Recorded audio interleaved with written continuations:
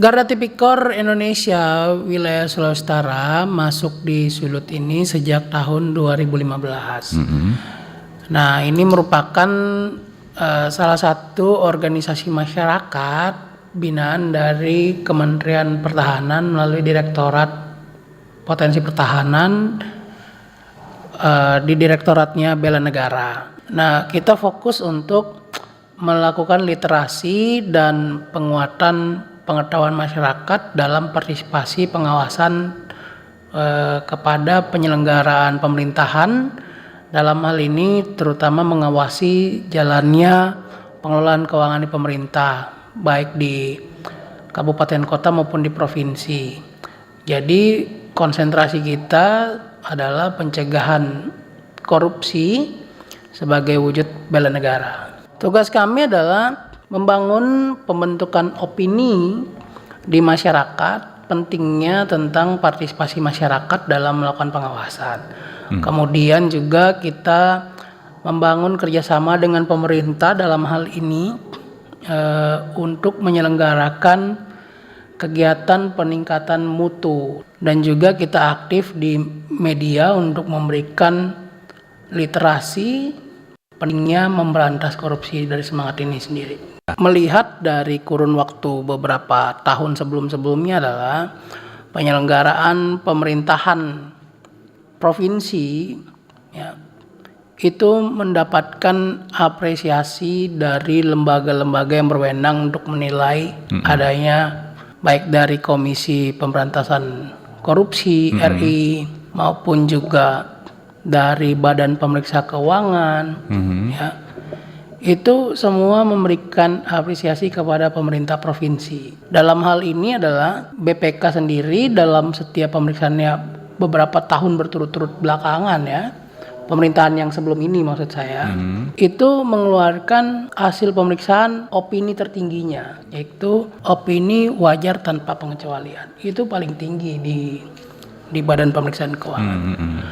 Kemudian KPK sendiri sebagai lembaga negara yang fokus dalam pencegahan dan juga penindakan korupsi itu sendiri, merilis setiap tahunnya dalam penyelenggaraan pemerintah Provinsi Sulawesi Utara itu selalu mendapatkan poin yang strategis. Bagaimana masyarakat bisa berpartisipasi dalam pengawasan, itu yang menjadi pencegahan efektif.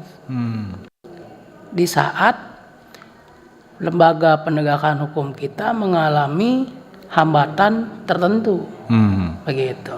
Kami melihat di Sulawesi Utara ini masyarakat kita tidak takut, masyarakat itu berani. Yang seringkali menjadi tantangan adalah masyarakat berani bersuara tapi malas melaporkan, gitu. Ini yang menjadi persoalan. Nah, sedangkan penegakan hukum kita melalui teman-teman APH kita ini lebih cenderung menunggu laporan, begitu. Tingkat partisipasi masyarakat ini saat ada momentum tertentu mereka keluar semua, begitu. Dan kalau kita lihat itu kan diawali dengan pengaduan masyarakat, baru dikembangkan dan hasilnya sekarang baru penetapan tersangka. Dan nantinya kan akan dikembangkan lagi hingga sampai ke kejaksaan, dilemparkan ke kejaksaan. Ini kan korupsi terjadi karena ada kesempatan ya. Ya. Nah, kalau berbicara gratifikasi, suap, pungli, itu apakah semua memang termasuk dalam hal-hal yang korupsi atau berbeda-beda? Mereka semua korupsi. Masuk dalam kategori korupsi, hanya saja subkategorinya yang berbeda-beda. Beda-beda. Ya. Kalau pungli itu langsung mutlak itu biasa terjadi kecil-kecil tuh. Kecil-kecil tapi bahkan bisa mengenai sampai rakyat yang pengangguran sekalipun bisa melakukan itu, gitu. Contoh, dia bukan punya kewenangan tarif parkir, dia melakukan itu ya kan? Di Manado banyak. Ya. Coba kita lihat ya. Ada momen tertentu mereka semua diamankan. Setelah itu mereka semua berpraktek kembali kan, gitu. Iya, betul. Ya kan? Nah, itu yang dikenal dengan para pelakunya disebut preman. Ya. Jatah preman gitu. Ya. Semacam itulah. Kemudian masuk. Nah sekarang pemerintah saya rasa sudah mulai memperbaiki diri ya. Contoh saja untuk pungli-pungli yang dulu familiar sekali di pembuatan dokumen sipil itu seperti akta nikah, KTP, KK. Itu kan lumrah tuh masyarakat, seakan-akan lumrah masyarakat memberikan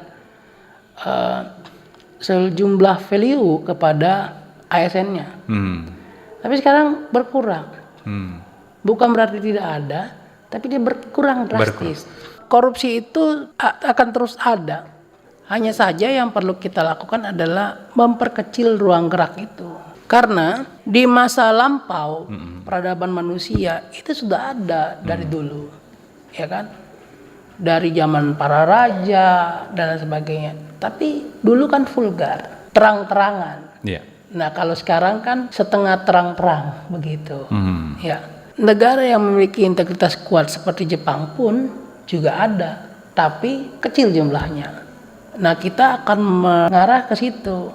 Jadi yang perlu kita lakukan adalah menjaga terus semangat anti korupsi kita dan kobarkan terus semangat melawan pemberantasan korupsi, terutama di Sulawesi Utara. Karena dengan pemberantasan korupsi dan penegakan hukum di Sulawesi Utara yang berkeadilan dan jujur, itu akan membawa dampak positif bagi pembangunan wilayah Sulawesi Utara, sehingga masyarakat Sulawesi Utara maju, berkembang, sejahtera dan berkelanjutan.